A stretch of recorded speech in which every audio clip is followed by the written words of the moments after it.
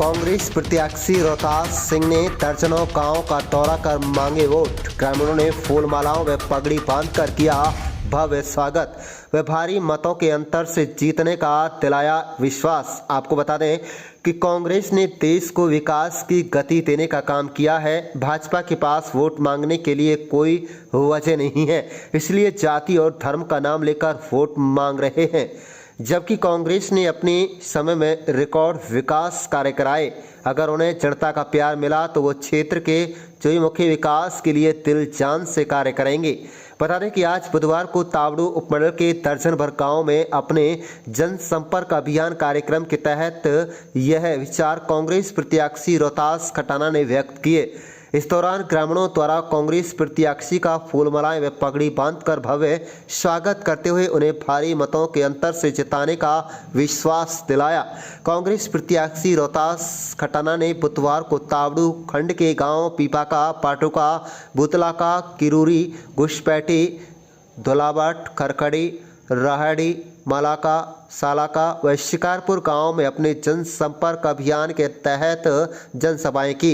इस दौरान उन्होंने कहा कि 2014 से पूर्व अपने 10 साल के कार्यकाल के दौरान कांग्रेस सरकार ने हरियाणा में हजारों करोड़ों रुपए के कर्ज माफ किए थे। इस बार भी कांग्रेस किसानों के कर्ज माफी को लेकर दृढ़ संकल्प है और हम अपने इससे एक कदम पीछे नहीं हटेंगे।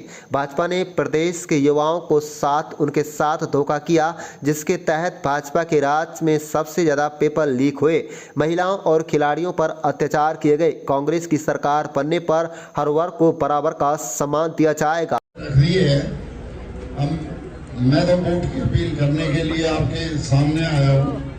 कांग्रेस पार्टी से चुनाव लड़ रहे हैं और कांग्रेस पार्टी सत्ता हमारी है, ये भी सभी को मालूम है और आपकी जीत भी सुनिश्चित है।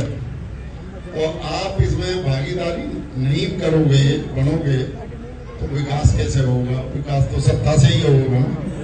तो सब थोड़ी बहुत नहीं, एक वोट भी मत जाने दो, एक वोट भी बाहर जाएगी तो गड्ढे में जाएगी।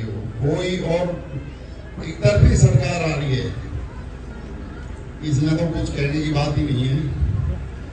कुछ एक बात हम सुन रहे हैं इधर उधर की, किसी की धमकी से डरने की जरूरत नहीं है। और आज दिन की जब हमारी सरकार आती है, यहाँ बदमाशों का कोई ठिकाना नहीं होगा और होगा तो इलाज करेंगे। ठीक है। और मैं अपनी वोट गिरवाओ, 10 दिन बाकी है।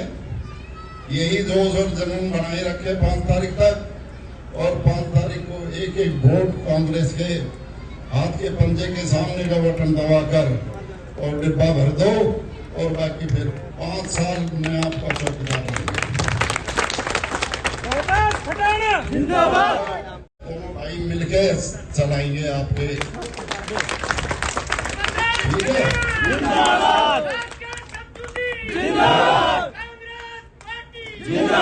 जो भी सरकार से ग्रांट लाएंगे, दोनों भाई बैठ के सलाह मिला के तीसरा एक और ही सहीदा काम रहे। पार्टियों के बीच में है, एक है कांग्रेस पार्टी और दूसरी भारतीय जनता पार्टी। भारतीय जनता पार्टी के 2 एजेंडा होते हैं, एक उनका होता है खुला एजेंडा और एक होता है छिपा हुआ एजेंडा। जो खुला एजेंडा होता है उसमें वो खुलेआम हिंदू मुस्लिम मंदिर मस्जिद, ये उनका खुला एजेंडा है और खुलेआम जितना नुकसान हो सकता है वो माइनॉरिटीज का करती है। ये उनका खुला एजेंडा है, इसमें कोई शक नहीं। दूसरा उनका होता है छिपा हुआ एजेंडा और छिपा हुआ एजेंडा जब इलेक्शन आता है 5 साल में तो वो अपनी एक बी टीम तैयार करते हैं और मुस्लिम वोटों को काटने के लिए वो बी टीम होती है। अपने कैंडिडेट उतारते हैं, अपने कैंडिडेट जो भी अपने उनके कैंडिडेट होते हैं उनकी फंडिंग भी अपने आप करते हैं, चाहे कोई भी पार्टी हो। तो इसलिए आपको इस छिपे हुए एजेंडा से बचना है। किसी तरह से कोई भी आपको बगलाए, कोई कहे कि भाई हिंदू मुस्लिम का इलेक्शन है, बिल्कुल नहीं। हमें आपसी भाईचारा बनाए रखना है और हमें अपनी कांग्रेस पार्टी, हमारी पार्टी आ रही है, कांग्रेस पार्टी की सरकार आ रही है, जो ये निर्दलीय उम्मीदवार हो या दूसरी टीम हो, दूसरी पार्टियां हों, ये सब बीजेपी के कैंडिडेट हैं और ये बीजेपी वालों ने अपना इसको बीजेपी के कैंडिडेट को जिताने के लिए साजिश रची हुई है। तो आपको एक एक वोट सोच समझकर किसी तरह के उसमें बहकावे में नहीं आना है। मुझे पूरी उम्मीद है कि आपकी एक एक वोट कांग्रेस को हाथ के निशान पर बटन पे हाथ हटाना साहब ने हमसे कही भाई आप साझा कर रहे हैं, ऐसे मत करें, पार्टी आपकी हमारी एक है। तो यह लिहाज से इंशाल्लाह हमने परसों निर्णय लिया और कल के चंद आदमी बुला के जो मुखिया से है उनसे सलाह मशवरा करा और उनसे पूछा कि हम किधर जाना चाहिए। एक बहुत बड़ी प्रोपेगेंडा चल रहा है कि हम मेव कौम जितनी वोट हैं हमने एक तरफा देनी चाहिए। इसमें कोई शक नहीं कि हमने एक तरफा देनी चाहिए, लेकिन कोई पार्टी का टिकट भी तो होना चाहिए छोटा मोटा। निर्दलीय का क्या होता है, निर्दलीय का मायने समझते हो आप? वो कभी किसी दल में नहीं मिल सकता। जहां उसका स्वार्थ पूरा होगा वहां वो चला जाएगा।